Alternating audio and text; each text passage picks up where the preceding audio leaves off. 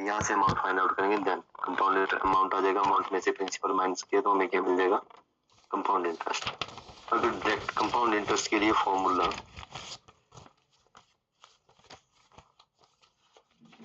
Room number 49 किरण duty room में आए। हो रहता है P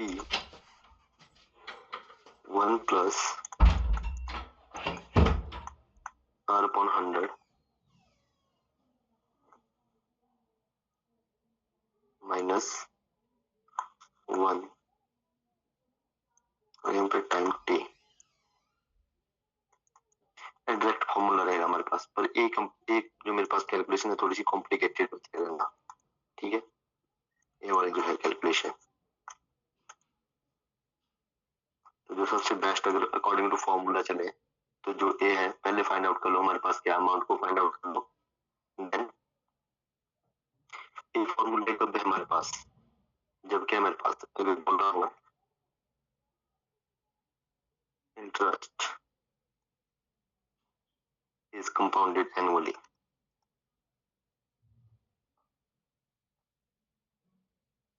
कंपाउंडेड एनुअली, ठीक है। इसकी ध्यान रखना, ठीक है, कि कंपाउंड करेगा एनुअली रहेगा। जैसे हमने सिंपल इंटरेस्ट में पढ़ा था कि हाफ ईयरली, ठीक है, वहां पे क्या हो जा रहा था हमारे पास टाइम था, क्या हो जा रहा था, अगर 2 ईयर दिया तो हम क्या ले रहे थे, हम पे 4, क्योंकि आफ्टर 6 मंथ, ठीक है। अब यहाँ पे सेम चीज, इफ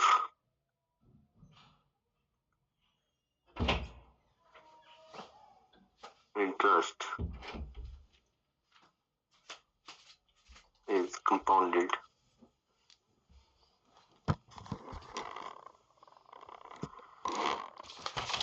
half yearly, ठीक है, जो इंटरेस्ट रहेगा वो क्या रहेगा, हाफ ईयरली बोल रहे हैं, ठीक है। तो इस केस में दो चीजें आपने याद रखनी है कि जो रेट होगा मेरे पास वो क्या हो जाएगा, डिवाइडेड बाय 2, एंड जो टाइम होगा वो मल्टीप्लाई बाय 2। ये दो चीजें याद रखनी है आपने, जब क्या बोलोगे मेरे पास कंपाउंड इंटरेस्ट हाफ ईयरली की बात की होगी, तो ये चीजें याद रखने के लिए इंपॉर्टेंट है दोनों पॉइंट्स, दिस एंड दिस, ठीक है। इस केस में जो फॉर्मूला बनेगा अमाउंट के लिए वो बनेगा amount is equal to principal 1 plus R upon 2 into 100 और टाइम पर जाएगा 2t हो जाएगा। हाँ जी, क्लियर।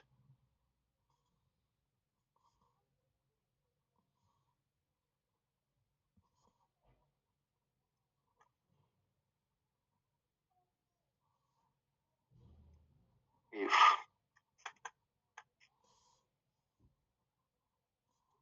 इंटरेस्ट is compounded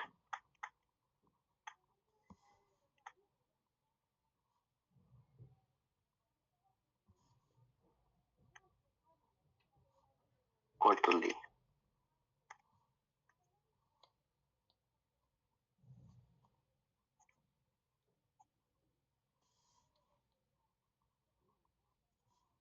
अगर इंटरेस्ट मेरे पास क्वार्टरली हो तो उस केस में जो मेरे पास रेट रहेगा divided by 4 and time multiply by 4।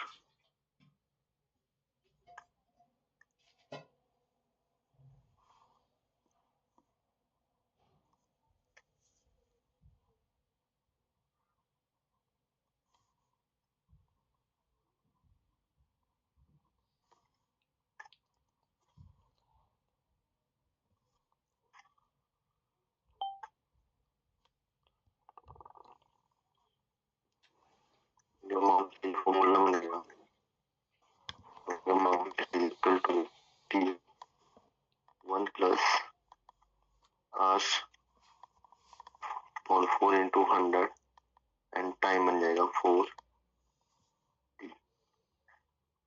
इतना क्लियर है सब?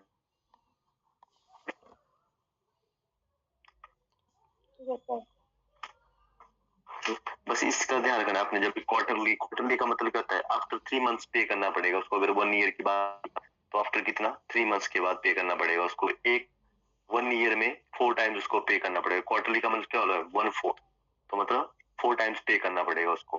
हाफ ईयरली मतलब हाफ ईयर के बाद, मतलब 6 मंथ के बाद ड्यूरेशन। तो 1 ईयर में 2 की बात करें तो 1 ईयर में कितना 4 टाइम्स पे करना पड़ेगा उसको। हाँ जी, ये क्लियर है इतना?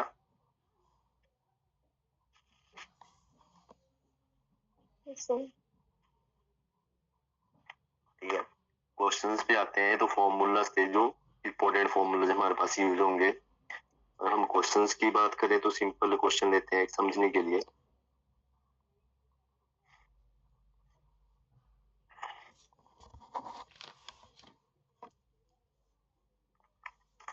जैसे आपके पास है प्रिंसिपल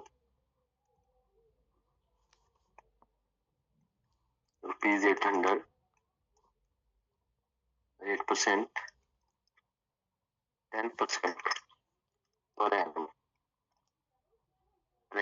यहाँ पर ये रेट है पर एनम, ठीक है। और टाइम है आपके पास 2 years. Low find amount and compound interest.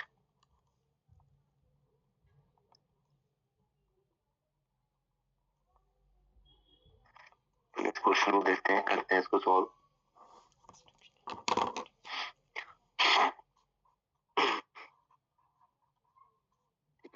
अगर हम सिंपल बात करें, जैसे मेथड वो लेके चले, उसमें हम सबसे पहले क्या फाइंड आउट करेंगे, अमाउंट का फॉर्मूला लगाएंगे। तो क्या होता है P 1R/100 इंटू T। तो A इज इक्वल टू कितना आ जाएगा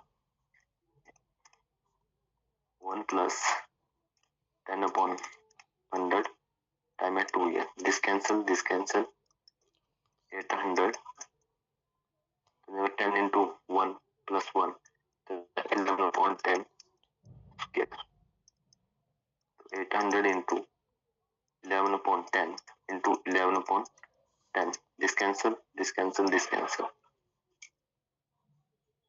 8 इंटू 11 इंटू 11 121, 8 1 8, 8 2 16, 8 1 8 9, 968। ये आगे मेरे पास amount, then compound interest, amount minus principal. तो 968 माइनस 800, तो मेरे पास कंपाउंड इंटरेस्ट कितना मिलेगा 168 रुपीस।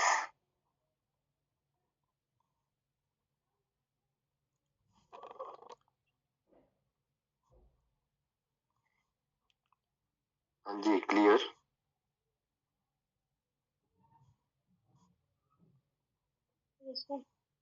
अगर देखो, अगर डायरेक्ट कंपाउंड इंटरेस्ट निकाले हम तो प्रिंसिपल हमारे पास फॉर्मूला क्या था P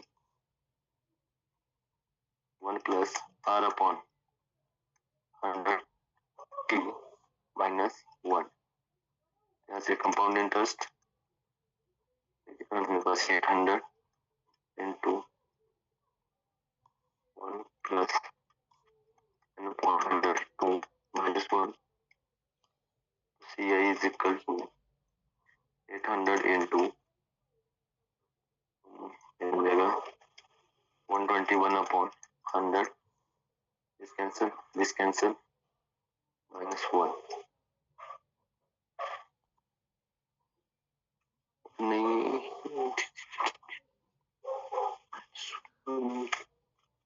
वेट करना,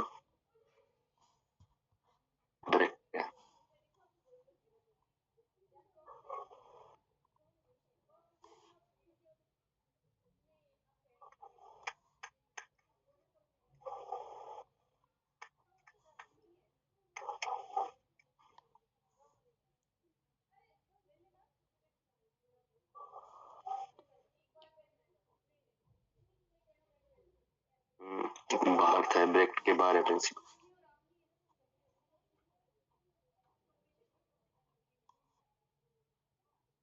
सॉल्व करेंगे तो 800 इंटू एलसीएम आ गया दिस एंड 121 माइनस 100 तो 800 into 21 upon 100 this cancel 8 1 8 8 2 16 compound interest आ गया आपके पास कितना 168 रुपीज।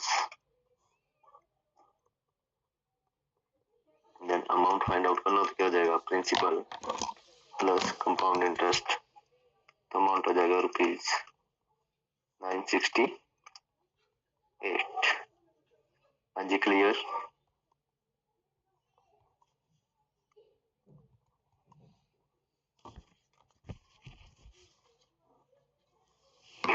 फोर मेथड है इस क्वेश्चन को करने के, जो आप लोगों को बेटर लगेगा आप लोगों ने वो देखना है, ठीक है।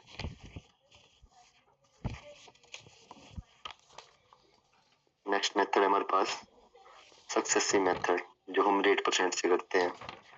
रेट 10%, 10 अपॉन 100, 1 अपॉन 10, ठीक है। सिंपल फ्रैक्शन में लेके आ गया इसको मैं, बन गया 1 अपॉन 10, ठीक है।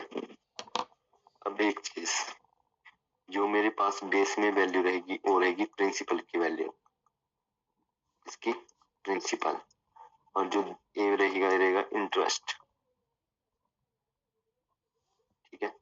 और जब इन दोनों को ऐड करेंगे तो प्रिंसिपल प्लस इंटरेस्ट क्या बनता है कंपाउंड इंटरेस्ट, ठीक है। अब सिंपल सी बात है, प्रिंसिपल आ गया 10 और अमाउंट क्या होता है प्रिंसिपल प्लस सी आई, तो 10 प्लस 1 11। हाँ जी यहाँ तक क्लियर है।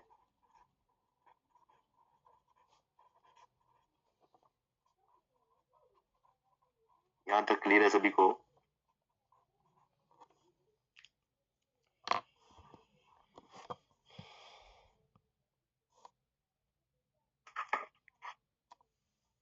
रिस्पॉन्स कर दो, क्लियर है यहाँ तक सभी को।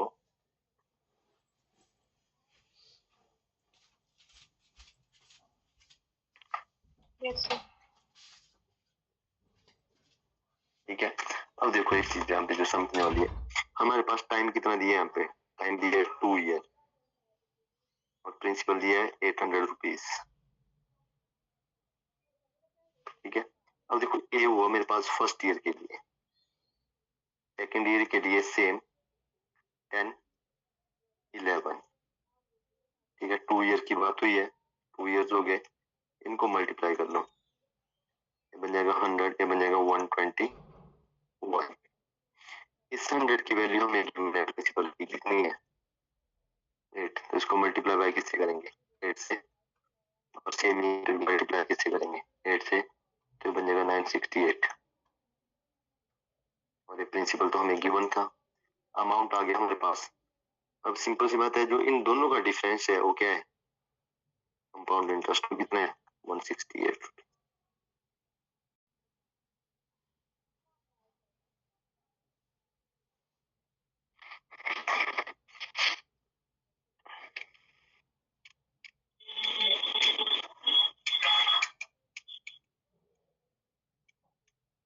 हाँ जी क्लियर।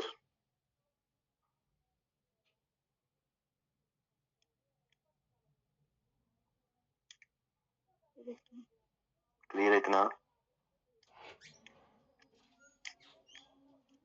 ठीक है। नेक्स्ट इसमें एक और मेथड है करने का,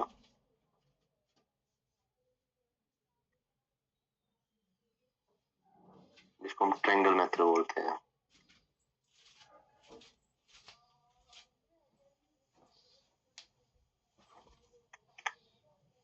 ठीक है। इसमें सिंपल है, देखो आपके पास है 800 रुपीज प्रिंसिपल,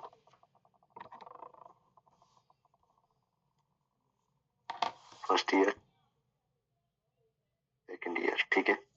8% कितना है 10%, 8% है 10%, 800 का 10% कितना होगा 80, 800 का 10% कितना होगा 80। ठीक है, अब देखो यहाँ से समझने वाली बात ये है कि ठीक है ये 80 तो फर्स्ट ईयर के लिए हो गया 80, बट नेक्स्ट जो सेकंड ईयर उसके ऊपर 10% इसके ऊपर भी चलेगा, तो कितना हो जाएगा 8 रुपीज यहाँ पे भी आएंगे। तो ये कितना हो गया 80 प्लस 80, ये बन जाएगा 160।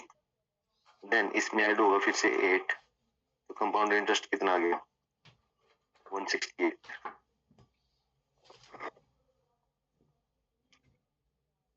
ये ऐड होगा 8 आपके पास।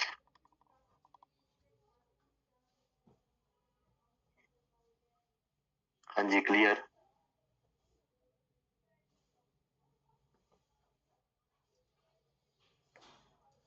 Yes, sir. ठीक है, चलो फिर नेक्स्ट क्वेश्चन। अब देख लो जो आपको बेटर मेथड लेगा आप लोगों ने वो अप्लाई करना है इसके ऊपर। ठीक है, अब देखो ये चीज हुई यहाँ पे, देखो फर्स्ट ईयर के लिए 80 रहेगा, सेकंड ईयर के लिए 80 रहेगा, बट जो फर्स्ट ईयर का 80% है उसके ऊपर फिर से उसका 10% फिर से होगा।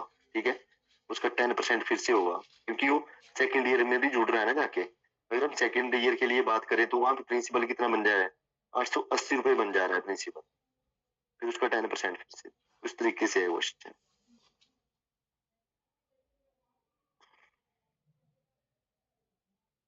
तो find the compound interest on rupees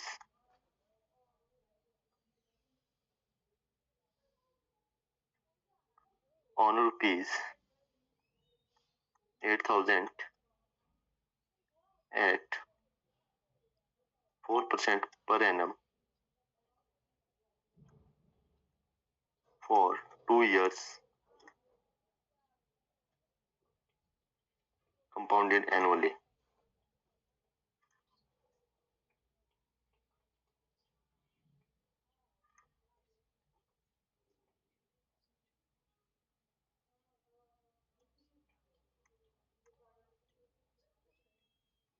करेंगे सॉल्व इसको, मैं कॉल रिसीव कर लूँ।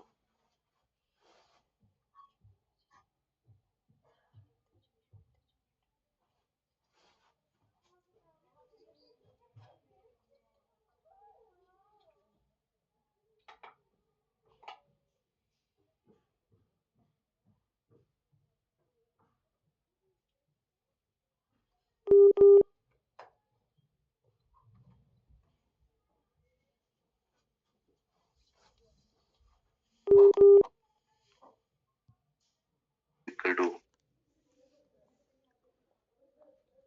प्रिंसिपल है आपके पास 8,000, 1 प्लस 4 अपॉन 100 टाइम है 2 ईयर्स, एक कट जाएगा 25, तो 8,000 ये बन जाएगा 26 अपॉन 25 स्क्वायर। ठीक है, अगर इसको सॉल्व करें तो बन जाएगा 8,000 इंटू 26 का स्क्वायर होता है, ऐसे लिख लो 26 अपॉन 25, 26 अपॉन 25। ठीक है, अगर आप इसको सॉल्व करेंगे फर्दर नेक्स्ट तो आपके पास बन जाएगा 8652.80, यह आपके पास amount. Then compound interest amount minus principal कितना बन जाएगा आपके पास 652.80 rupees.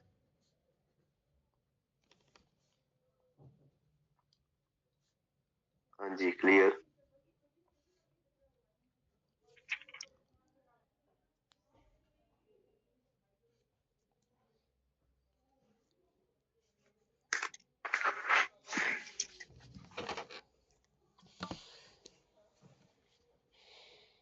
Principal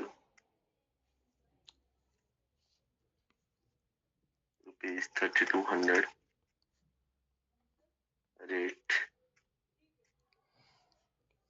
25% per annum and time 2 years. Find compound interest. करेंगे सॉल्व इसको।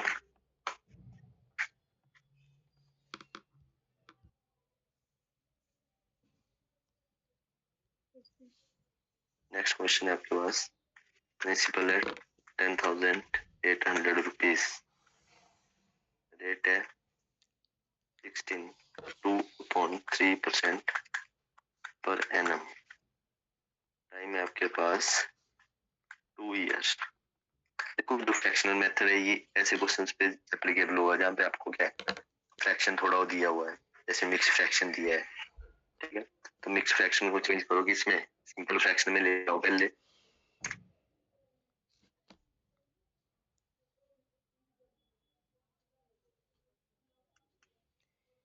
मिक्स फ्रैक्शन को चेंज करेंगे तो r इज इक्वल टू 6 2/3%, तो 1850/3 into 100 कैंसिल 2 तो मिलेगा 1/6, r is equal to 1/6, principal amount 6,767 तो 36 बन जाएगा 49, 36 की वैल्यू किसके इक्वल है 108 डबल, तो 36 का 3 टाइम होता है 108, तो 300 से किया मल्टीप्लाई, इधर भी 300 से मल्टीप्लाई करेंगे तो बन जाएगा 14700।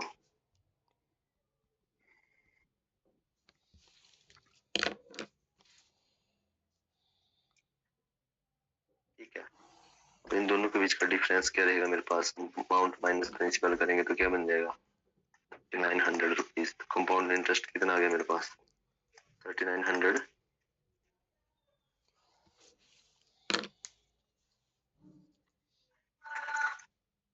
हाँ जी क्लियर।